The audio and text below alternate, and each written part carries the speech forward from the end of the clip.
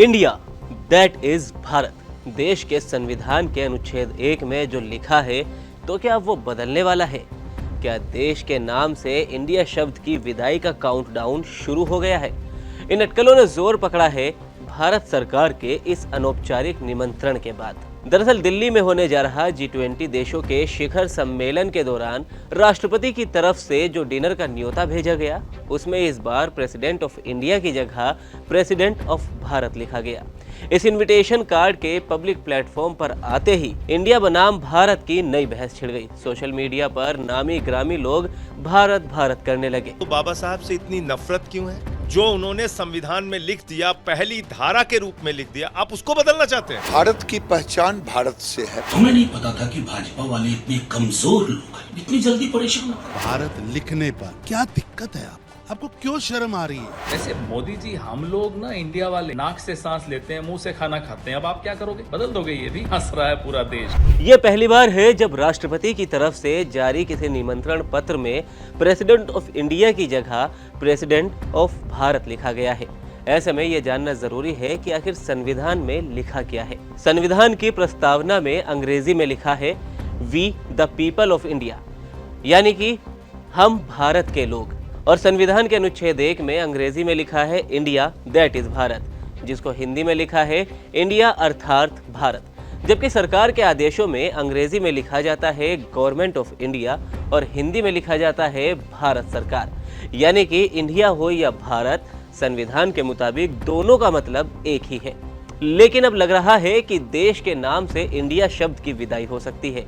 हो सकता है कि राष्ट्रपति भवन की तरफ से जारी किया गया ये कार्ड इसकी पहली झलक हो। वैसे राष्ट्रपति भवन की ओर से जारी होने वाले निमंत्रण पत्र में 3 हफ्ते में ये बड़ा बदलाव आया है।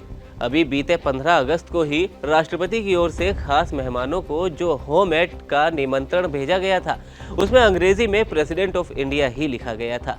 अब 3 हफ्ते में ही वो प्रेसिडेंट ऑफ भारत कर दिया गया है। ऐसा कहा जा रहा है, इसलिए किया जा रहा है क्योंकि इंडिया नाम का कई सारी पार्टियों का एक अलायंस बना है जिसका नाम इंडिया है। तो अगर किसी पार्टियों का अलायंस इंडिया बन जाता है तो वो देश का नाम बदल देंगे। कल मान लीजिए इस इंडिया अलायंस ने अपना नाम बदल के भारत रख लिया, तो फिर भारत भी बदल देंगे। ये क्या मजाक है? मेरा देश का नाम पहले भी भारत था, आज भी भारत है और कल भी भारत रहेगा। इसमें कांग्रेस को क्या प्रॉब्लम है मुझे नहीं मालूम, वो ही बताएं, और अगर प्रॉब्लम है उसका इलाज वही ढूंढे। वैसे खुद मोदी सरकार ने इंडिया नाम से कई योजनाएं और अभियान भी चलाए हुए हैं।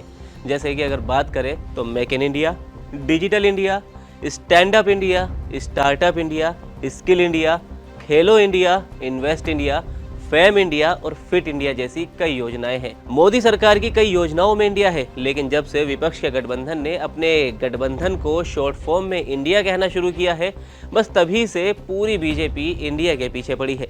यहाँ तक कि आरएसएस के प्रमुख मोहन भागवत भी ये कह गए कि देश का नाम भारत ही होना चाहिए। उसका नाम भारत है तो दुनिया में कहीं भी जाएगा तो वो भारत ही रहना चाहिए। तो हम बोलने में, लिखने में, सर्वत्र तो इंडिया रहे या भारत, देश का नाम बदलने से क्या बदल जाएगा ये तो नहीं पता, लेकिन इस विवाद ने कुछ दिनों के लिए सार्वजनिक बहसों को एजेंडा जरूर दे दिया है।